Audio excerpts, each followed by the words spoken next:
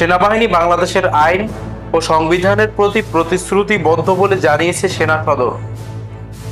ট্রাইব্যুনালে গ্রেপ্তারি পরোয়ানাভুক্তদের মধ্যে 15 জন সেনা হেফাজতে রয়েছে এবং একজন পলাতক রয়েছেন।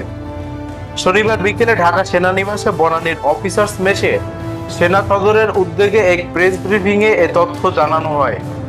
ব্রিফিংয়ে সেনাবাহিনীর মেজর জেনারেল মোহাম্মদ হাকিমুজ্জামান জানান, গুমের শিকার যারা হয়েছেন তাদের জন্য আমাদের সহানুভূতি রয়েছে।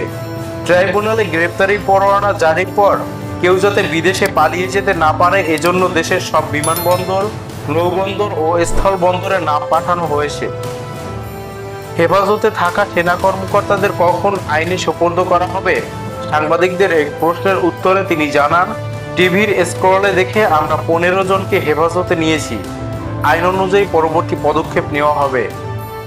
গুমের সঙ্গে জড়িত সদস্যদের গত 14 মাসে কেন সেনা আইনে বিচার করা হলো না, এমনই এক প্রশ্নের উত্তরে তিনি জানান, ডিজিএফআই সেনাবাহিনীর অধীনের সংস্থা নয়, এটি প্রধানমন্ত্রী কার্যালয়ের অধীনে পরিচালিত।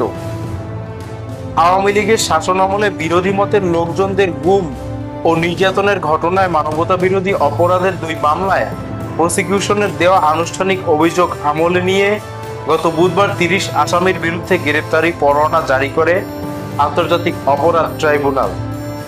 এর মধ্যে র্যাবের টাস্ক ফোর্স ইন্টারোগেশন অর্থাৎ টিএফআই সেলে আটকে রেখে নির্যাতনের মামলায় 17 জন এবং জয়েন্ট ইন্টারোগেশন সেল অর্থাৎ জেআইসিতে বন্দী রেখে নির্যাতনের মামলায় 13 জন আসামি রয়েছেন। 2 মামলাতেই প্রধান আসামি করা হয়েছে জুলাই অভ্যুত্থানে ক্ষমতাচ্যুত প্রধানমন্ত্রী শেখ হাসিনাকে, তার প্রতিরক্ষা ও নিরাপত্তা বিষয়ক উপদেষ্টা অবসরপ্রাপ্ত মেজর জেনারেল তারিক আহমেদ সিদ্দিকী এবং ডিজিএফআই এর সাবেক 5 মহাপরিচালকের নামও রয়েছে আসামির তালিকায়।